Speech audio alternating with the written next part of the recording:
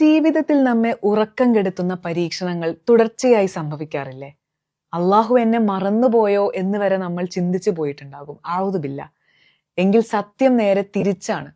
ഒരു സ്വർണ്ണപ്പണിക്കാരൻ സ്വർണം തീയിലിടുന്നത് അതിനെ നശിപ്പിക്കാനാണോ? ഒരിക്കലുമല്ല. അതിലെ അഴുക്കുകൾ നീക്കം ചെയ്ത് അതിനെ ഏറ്റവും തിളക്കമുള്ളതും മേന്മയുള്ളതുമാക്കി മാറ്റാനാണ്. അള്ളാഹു തന്റെ ദാസനെ സ്നേഹിച്ചാൽ അള്ളാഹു അവനെ പരീക്ഷിക്കും. ആ പരീക്ഷണങ്ങൾ ശരിക്ക് നമ്മുടെ പാപങ്ങളെ കരിച്ചു കളയലാണ് എന്ന് വേണം മനസ്സിലാക്കാൻ. റബ്ബ് ഒരു അടിമയ്ക്ക് നന്മ ഉദ്ദേശിച്ചാൽ പരലോകത്തെ ശിക്ഷ ഒഴിവാക്കാൻ വേണ്ടി ഈ ദുനിയാവിൽ വെച്ച് തന്നെ അവന് ചില ചെറിയ പ്രയാസങ്ങൾ നൽകും. ഒരു ചെറിയ പനി വന്നാൽ പോലും അത് നമ്മുടെ പാപങ്ങളെ കഴുകിക്കളയുമെങ്കിൽ നമ്മുടെ വലിയ സങ്കടങ്ങൾ നമ്മെ എത്രത്തോളം ശുദ്ധീകരിക്കുന്നുണ്ടാകും. മരിച്ചു ചെന്ന് അള്ളാഹുവിന്റെ സിംഹാസനത്തിന് മുന്നിൽ നിൽക്കുമ്പോൾ പാപക്കറകൾ ഏതുമില്ലാതെ പടച്ചവനെ കാണാൻ ഭാഗ്യം ലഭിക്കുന്നവരെക്കാൾ വലിയ വിജയികൾ ആരാണുള്ളത്? ഇങ്ങനെ ചിന്തിക്കുന്നത് അത്ര എളുപ്പമുള്ള കാര്യമല്ല, അല്ലേ?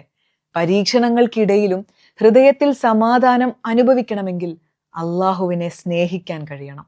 വിശുദ്ധ ഖുർആനിൽ പറയുന്നുണ്ടല്ലോ, അലാ ബിദിക്രില്ലാഹി തത്മഇന്നുൽ ഖുലൂബ്.